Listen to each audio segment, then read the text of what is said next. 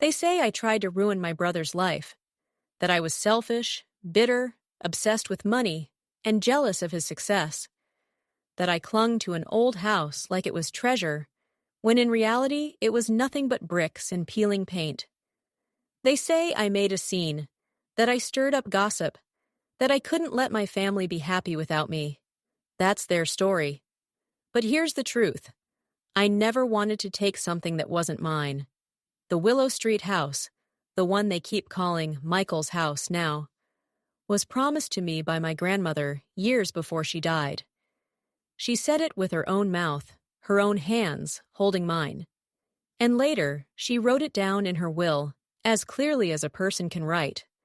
So when people whisper that I was desperate and clinging to the past, I wonder if any of them know what it feels like to be erased by your own family, to watch the truth rewritten right in front of your eyes, and to be cast as the villain in a play you never agreed to join.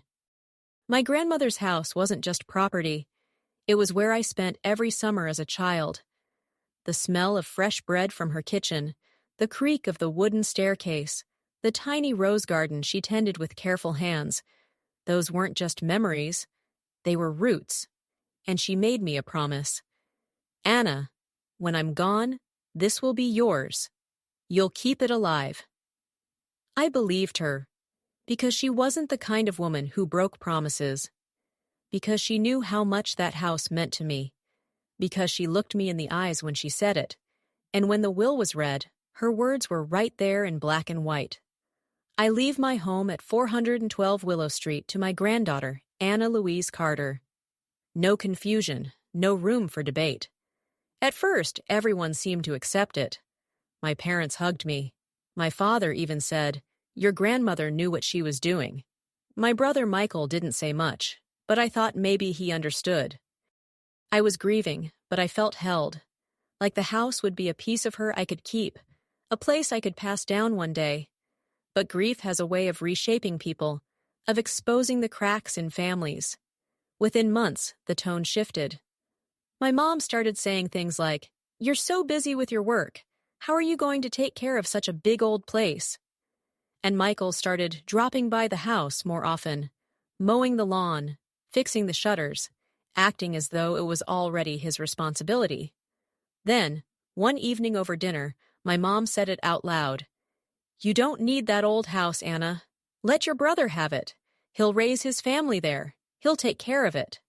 Her words felt like a knife, because it wasn't hers to give, because I had never once said I didn't want the house. Because in that moment, I realized the story was being rewritten, and I was about to become the villain in my own family's tale. The Willow Street house wasn't just wood and stone. It was the heart of our family, even if no one wanted to admit it. I still remember the smell when you first stepped inside, lemon polish and old books. My grandmother kept shelves in every room, stacked with paperbacks and faded encyclopedias she never had the heart to throw away. On summer evenings, the windows would be wide open, and the sound of cicadas would seep in with the warm breeze. The curtains always swayed like they were dancing. To me, it was magic. Other kids spent summers at camps or vacations by the sea. I spent mine barefoot on the porch, shelling peas with Grandma, or curled up in the upstairs window seat with a book while the rain tapped the glass. The stairs creaked in the same 3 spots every time, and the kitchen table had a dent shaped like a half moon where I had once dropped a skillet at age 11. That house carried our laughter, our arguments, our secrets, and above all, it carried her love. My grandmother wasn't a wealthy woman. She worked in a library most of her life. She didn't have jewelry boxes full of gold, or bank accounts brimming with money. What she had was that house. She always said it was her one treasure. "Not because of what it's worth," she told me once, patting my hand, "but because of what it holds." It was on one of those quiet evenings, with the crickets buzzing outside, that she made the promise. I was 19, sitting at the kitchen table, worrying about exams, worrying about life in general, and she leaned across, her voice soft but firm. "Anna, When I'm gone, the Willow Street house will be yours. I want you to keep it alive. You're the only one who sees it for what it really is." I laughed nervously, said she'd outlive us all, but she pressed my hand and repeated it, her eyes bright and serious. She meant it. Years later, when her health began to fade, she brought it up again. "I've put it in writing," she told me, "so no one can change it." I didn't ask for details. I trusted her. And then she passed. The day of the will reading, I remember clutching a tissue in my hand so tightly it tore. The lawyer read line after line, bequests of old china, a few savings bonds, little things for cousins and friends. And then he read the words that silenced the room. "I leave my home at 412 Willow Street to my granddaughter, Anna Louise Carter. My name, clear as sunlight, written in her own hand, witnessed, notarized, official." For a moment, my parents even smiled. My mother dabbed her eyes, and my father muttered, "She knew what she was doing." Michael said nothing, just stared at the floor. I thought it was settled. I thought the promise had been kept. That night, I walked through the empty house alone. The light fell in slanted stripes across the wooden floor. The air smelled faintly of her perfume, lavender and something powdery. I touched the banister, the walls, the dent in the kitchen table, and I whispered into the silence, "I'll keep it alive, I promise." But promises, I would learn, don't always survive the people left behind. At first, everything seemed calm. My parents helped me move some of my grandmother's belongings into the house. They smiled politely, offered advice, and nodded at my plans for restoring the garden. Michael even carried a box of books upstairs without complaining. I told myself it was okay. Maybe this was how families worked. A few small tensions, then life settled. But it didn't take long for the cracks to appear.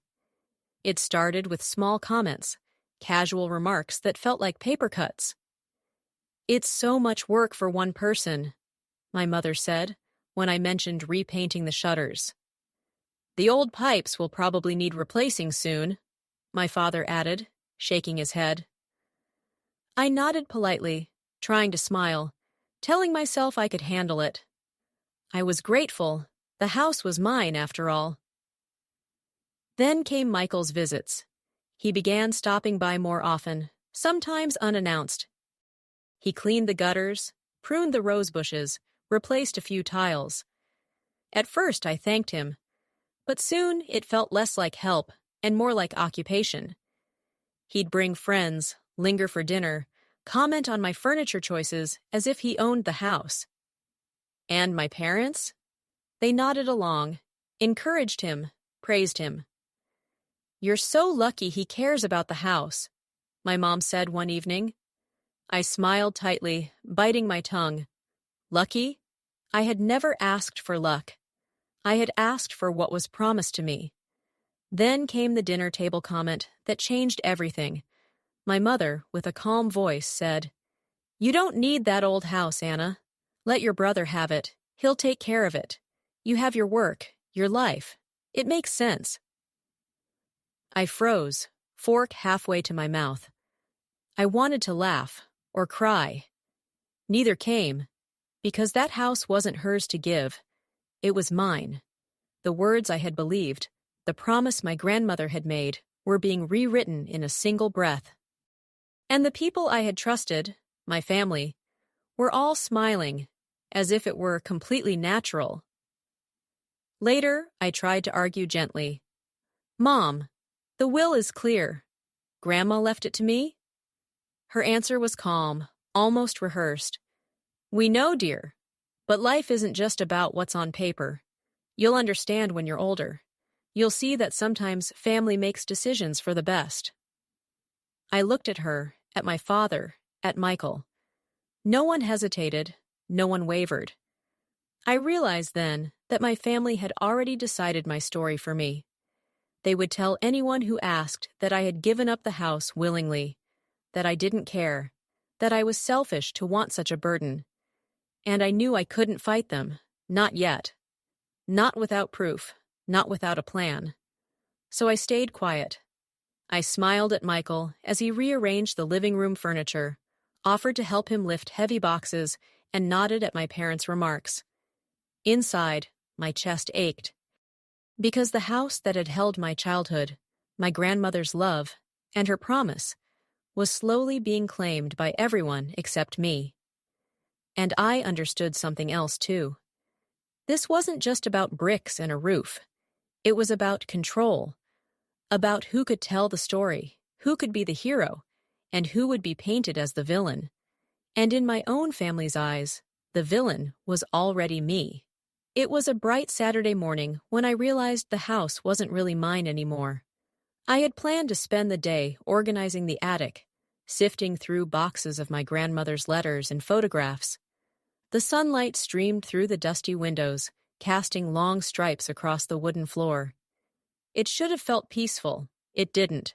When I opened the front door, Michael was already there, hammer in hand, rearranging the porch steps.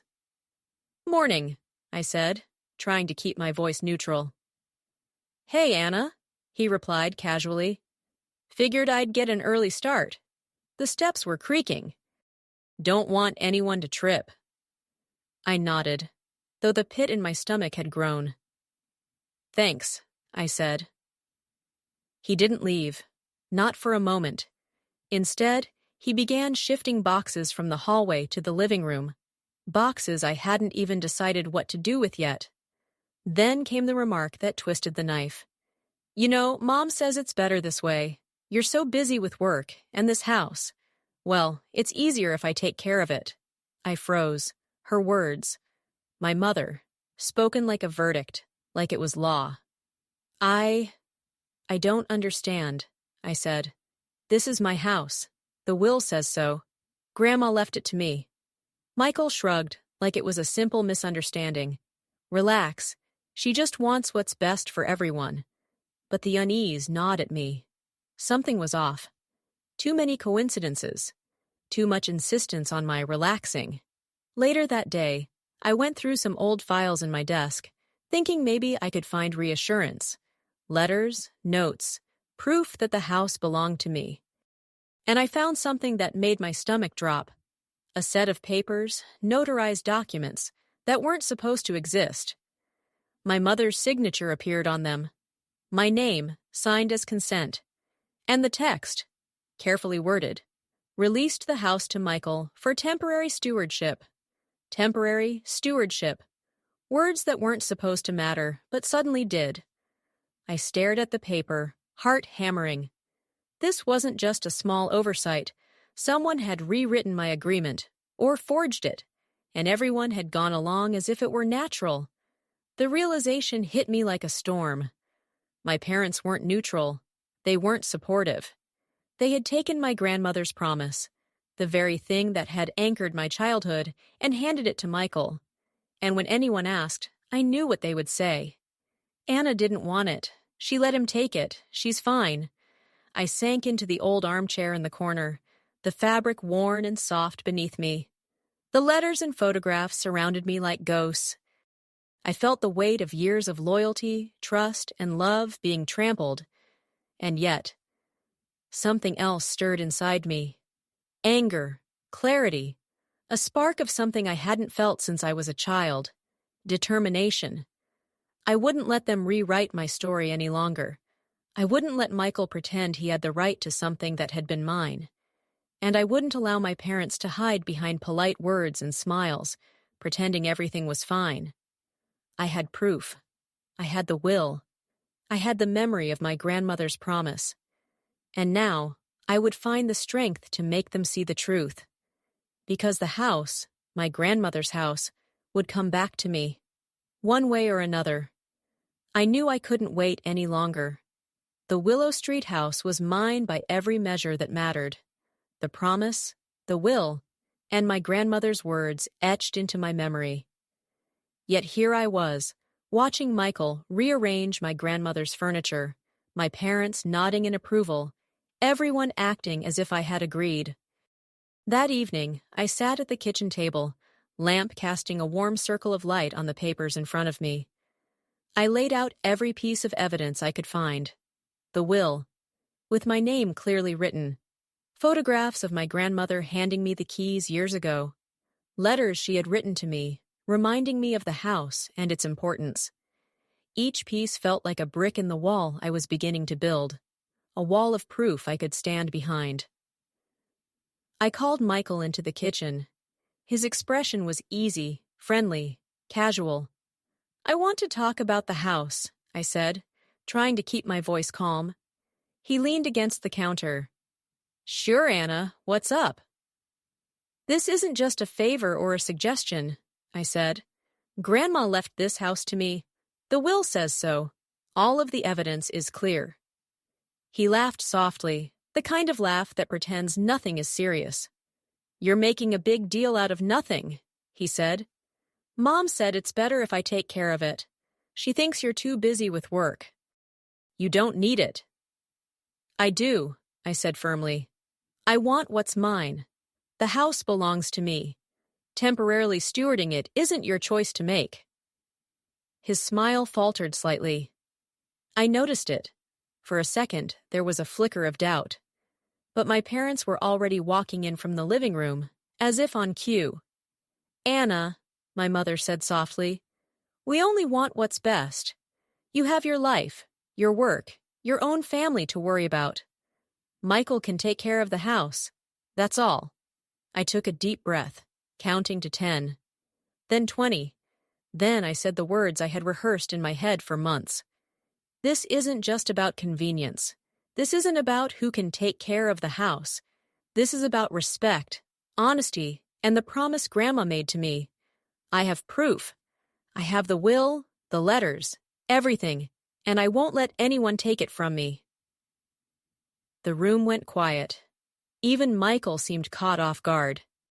My father shifted uncomfortably. My mother's eyes narrowed, and for the first time, I felt the power of truth on my side. "This isn't just about bricks and wood," I continued. "It's about the story Grandma left behind, about her trust in me, about her memory. You can't rewrite that." For a long moment, no one spoke. Then Michael muttered, I didn't know it mattered that much." My mother looked at him sharply. "Anna, don't make this a confrontation." I shook my head. "It isn't confrontation. It's recognition, the truth, and I won't be quiet anymore." That night, I stayed up late in the house, reviewing every document, every photograph, every note. I made copies, organized folders, and started a list of witnesses. Friends of Grandma, neighbors, anyone who could confirm what had been promised to me. For the first time in months, I felt something I hadn't felt in a long while. Control. Because even though my family had tried to erase me from this story, I could fight back. I could reclaim what was mine, not with anger alone, but with evidence, with clarity, with truth. And that's exactly what I planned to do. The next morning, I woke up with a sense of purpose that had been absent for months. The Willow Street house wasn't just memories and promises anymore. It was a battle I had to win, not with anger, but with precision. I started by calling a lawyer. Vincent Gray's office was calm and meticulous, the kind of place where every paper was organized, every case considered like a chess move. I laid out everything: the will, the letters, photographs, even the notarized temporary stewardship papers my mother had signed. He listened quietly, taking notes, his expression unreadable. When I finished, he looked up. "This is straightforward," he said. "The will gives you clear ownership. The signed document your mother made does not transfer permanent rights. Legally, you have all the leverage." I nodded, relief and tension clashing inside me. "So, I can stop them from living there as if it's theirs?" "Yes," he said calmly, "but you have to move carefully. Don't antagonize your family in public. Every confrontation should be documented.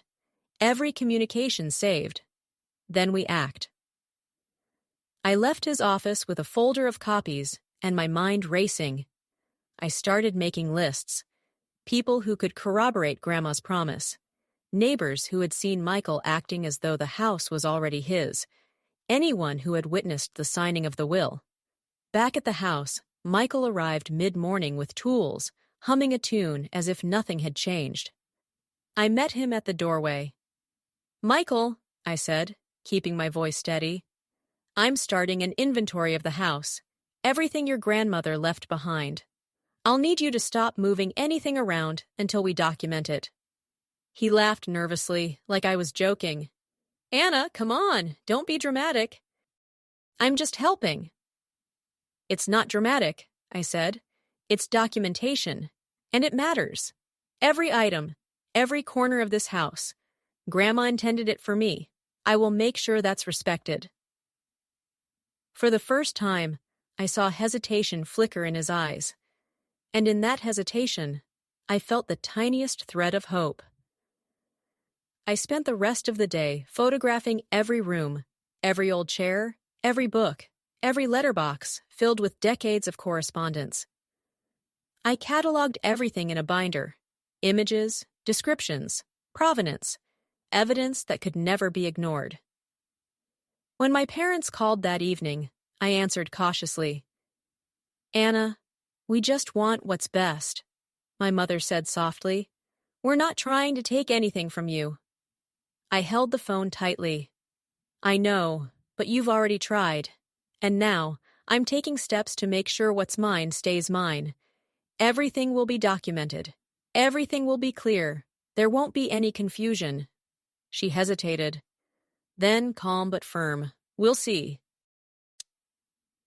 I hung up and walked through the house, flashlight in hand, as the sun dipped behind the trees. I touched the walls, the banister, the kitchen table. The house was quiet, but it felt alive. It felt protective. And for the first time in months, I felt not fear, not sadness, not betrayal, but power. The kind of power that comes from truth. The kind of power that comes from knowing exactly what you are fighting for and having the evidence to prove it. Tomorrow, I thought, I begin the next phase. And this time, I would not let them rewrite my story. The next morning, I made my way to the notary's office. The streets were quiet, the town still waking up, and in that silence, I felt my resolve settle into something solid.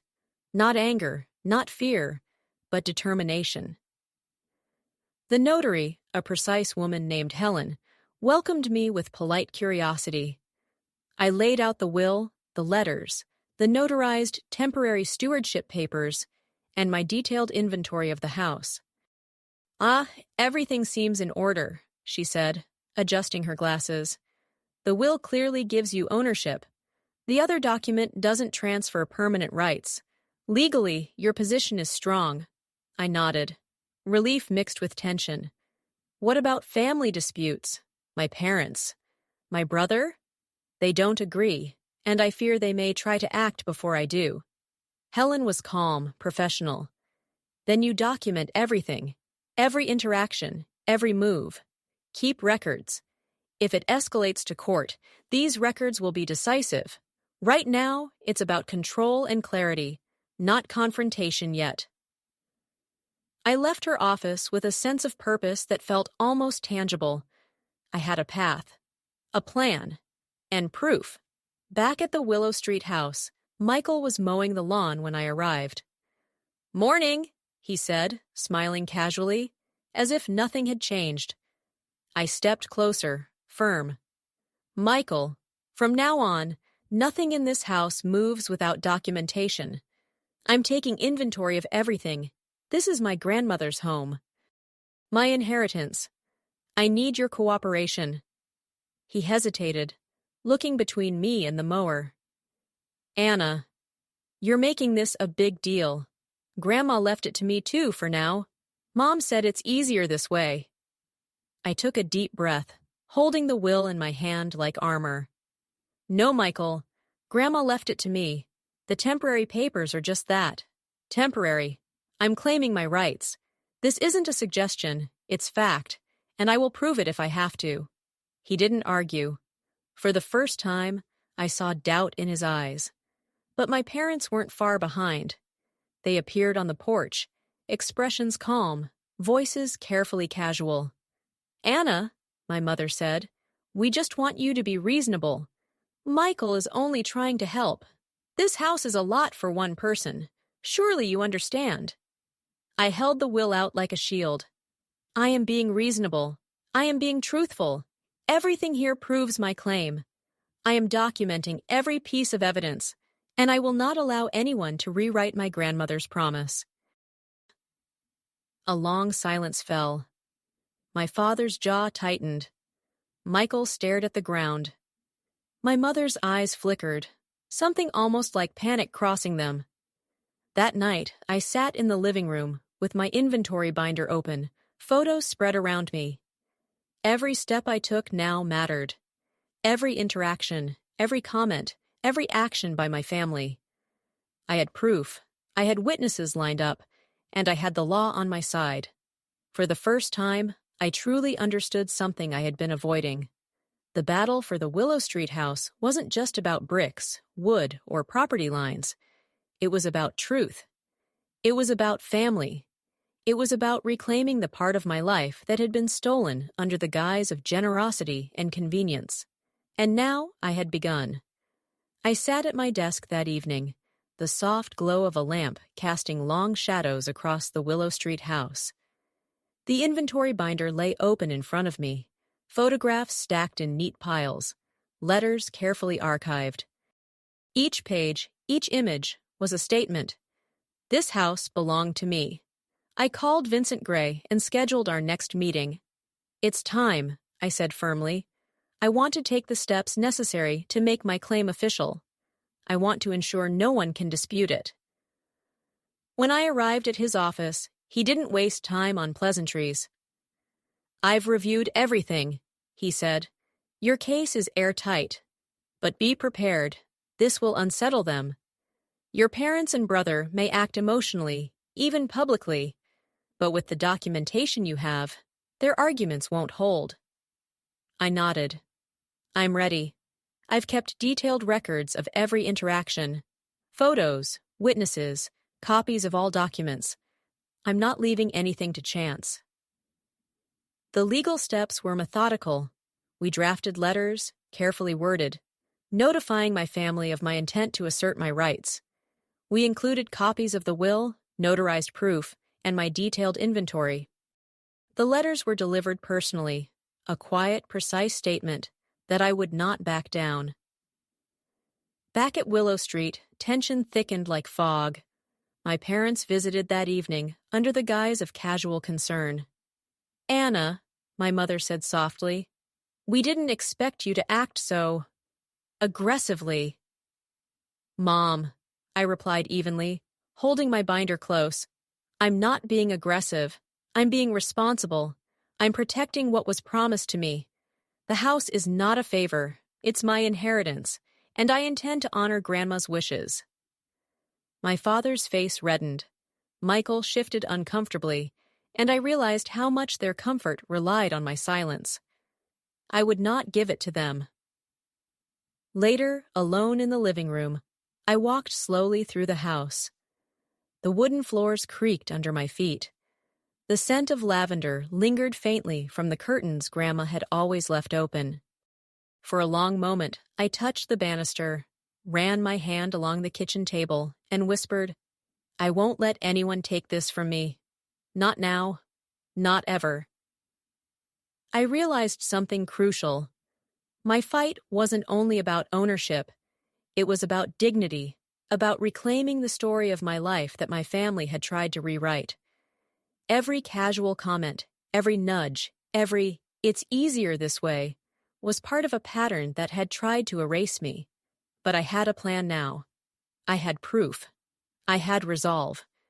And when the day came, when the letters were read, when the law officially recognized my claim, I would be standing, not just as a granddaughter, but as the rightful heir to every memory, every corner, every whisper of my grandmother's love.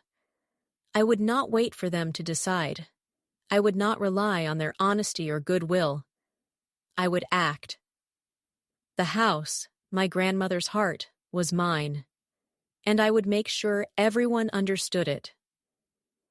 The morning of the confrontation arrived like a storm, heavy and inevitable.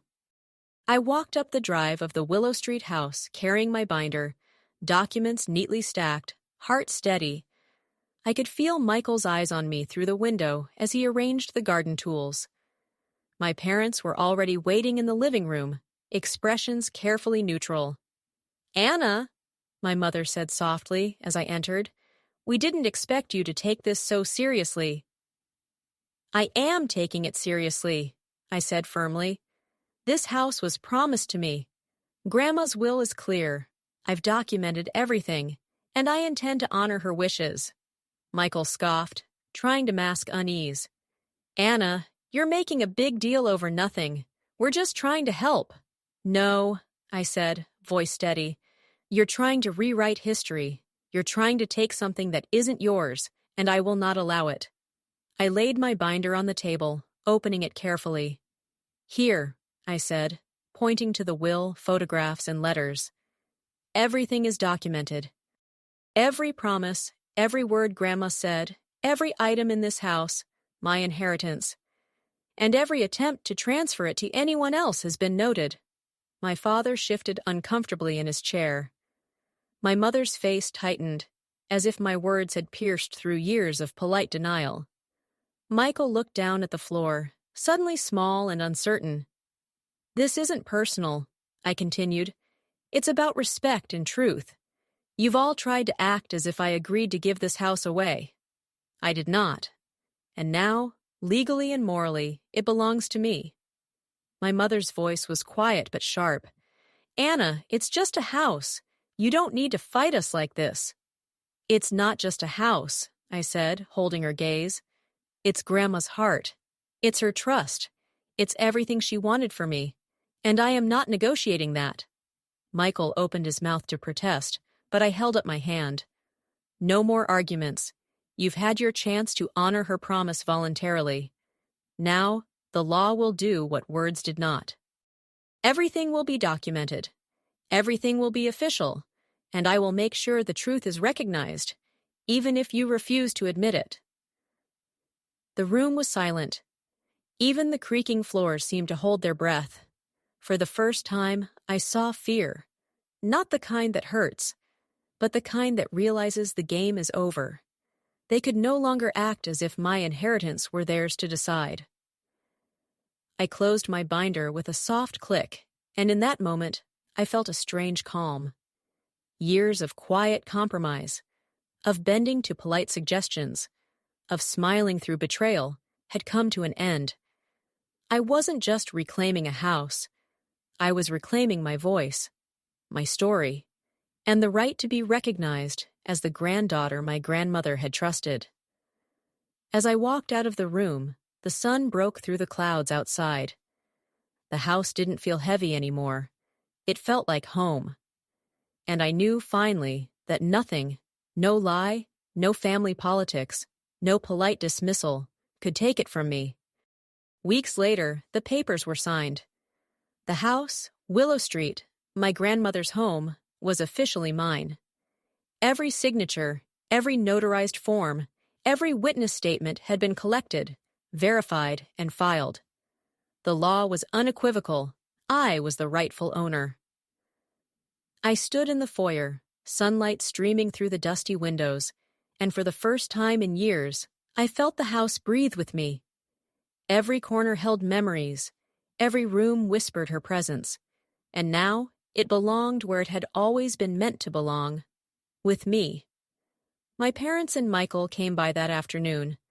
Their expressions were careful, measured, as if they were trying to reconcile decades of entitlement with the reality before them. "Anna," my mother said softly, voice quieter than I had ever heard it, We see now. It was always yours. We should have listened." I studied her carefully. For years, her words had twisted truth into a story that made me the villain. Now, finally, The truth was unshakable. "I know," I replied. "It's not about punishment. It's about recognition. Grandma's promise, her trust. It was mine, and now it's honored." Michael nodded, sheepish. I didn't realize how important this was." "I'm sorry, Anna." I didn't reply immediately. Instead, I walked through the rooms, touching the banister, the table, the windowsills. I could feel the weight of generations, the heartbeat of the house, and a sense of completeness settled over me. This victory wasn't just about property. It was about truth. It was about standing up for myself, for my grandmother, and for the promises that shape our lives. Later that evening, I sat at the kitchen table with a cup of tea, the warm amber light reflecting off the windows. I looked at the documents once more, the signatures, the proofs, and a strange calm washed over me. The house was mine, but more importantly, my voice had been heard. My story had been reclaimed. For the first time, I allowed myself to think beyond resentment, beyond anger. I thought about the future, hosting friends, preserving Grandma's memories, filling the house with laughter and life rather than tension and silence. My parents lingered for a moment, watching. They didn't argue, didn't protest. They just quietly accepted the truth I had fought to assert. I realized then that power isn't only legal, it's moral, emotional, undeniable. And when truth is on your side, nothing can erase it. I poured another cup of tea and stood by the window, looking out at the garden. The sun dipped low, painting the sky in shades of gold and pink, and for the first time, I truly felt peace. The house, my grandmother's heart, was back where it belonged. And I, Anna Whitmore, had found not just inheritance, but agency, dignity, and the quiet strength to claim what was rightfully mine. This wasn't just a victory over my family. It was a victory over every doubt, every dismissal, every whispered lie that tried to convince me I didn't deserve it. The house was mine. And so was my story.